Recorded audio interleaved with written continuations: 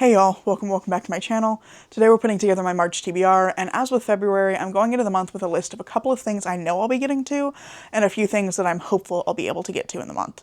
And we'll start with the books that I will definitely be reading in March, the first of which is Wolfworm by T. Kingfisher. I have an ARC for this one. It comes out on March 24th, I believe, and I'm just really excited for this. This is T. Kingfisher's newest horror book, and it's about, I think it's the 19th century. We're following a scientific illustrator who starts working for a reclusive entomologist, and it seems that his work has gotten a little bit out of hand. It sounds like it's going to be really creepy, very buggy, probably some body horror. I love T. Kingfisher's particular brand of horror. It's like made to scare me specifically, and I think she's really adept at using humor together with horror to really heighten the impact of those horror moments.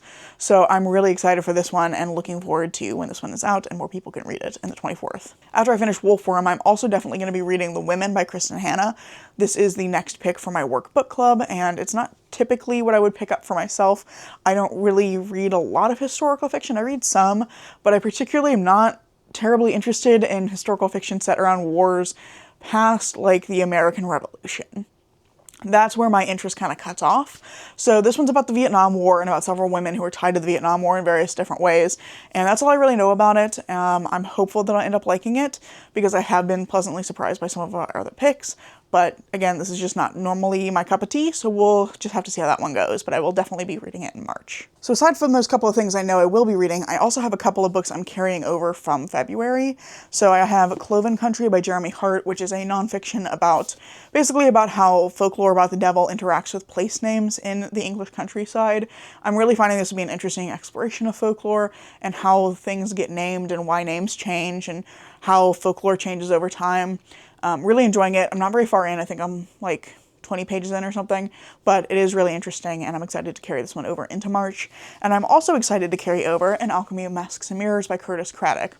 This is a sort of steampunk fantasy book that I started in January that I have just not managed to finish. I actually haven't touched it at all in in February. I'm confused on what month it is. I haven't touched it all in February, but I was really enjoying this. I'm like 110 pages in. It's a really unique world. I really like the kind of sort of father-daughter sort of relationship we have between our two main characters, Jean-Claude and Isabelle, and I'm really intrigued to see where the mystery in this one is going because it's got like an assassination plot. So I am excited also to carry this one over into March. Will they stay there? They will. Fantastic.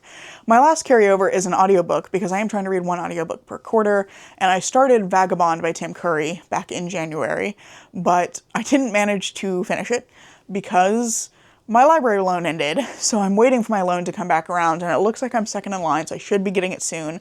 But I'm not normally one for memoirs, but I really like Tim Curry's work, and I was intrigued by the setup for his memoir. He kind of talks about in the prologue why he called it Vagabond specifically, and he set up a lot of really interesting themes in the prologue, which was the only part of the audiobook I did manage to listen to before my loan ended. So I'm really excited to get back to this one, and I may look to get a physical copy at some point just so I can like highlight some of those passages I think are particularly striking, because there were several moments in the prologue where I wanted to like take notes, but I'm definitely going to be getting this one as an audiobook from the library soon. So I'm going to try and read it that way, and that will help me with that goal for the year as well. Finally, I'm planning to resurrect a vlog series I started back in January of last year, back in 2025. It was called Shelf Control, and the idea was it would help me read my physical TBR. It kind of fell apart very quickly, but this year I'm bringing it back with a kind of set way of choosing the books, and we're going to just be using like a D12 to pick a shelf. I'll pick a book off that shelf, etc. And so I'm not sure what all I'm going to be reading for that. I've decided to do it as a roll as I go kind of vlog, but I can tell you that the first book for this particular episode will be When No One Is Watching by Alyssa Cole. I'm really excited to dive into this one. This is one of the older books on my TBR, and I've heard so many good things about Alyssa Cole's writing. This sounds really interesting. It's about a thriller about a neighborhood that's being gentrified, and one of the neighbors starting to work with somebody else who's just moved into the area to try and figure out what's going on. And it just sounds like it's going to be a fun time, but also really like hard-hitting. So I'm excited to give this one a try, and that's going to be a sort of kickoff for this new variant of Shelf Control. So this and a few ebooks and audiobooks are what I'm planning to read in March. Let me know down in the comments below what you're planning to read in March. I'm always interested to see what people are doing, especially as we're going into the spring. We're getting that sort of seasonal shift from winter into spring. So I'm curious to see what people are going to be reading at that time. And I really hope you enjoyed this video. If you have, I hope you consider giving it a like, maybe even subscribing to see what comes next. I'm currently posting at least once a week, and I hope to see you in the next video.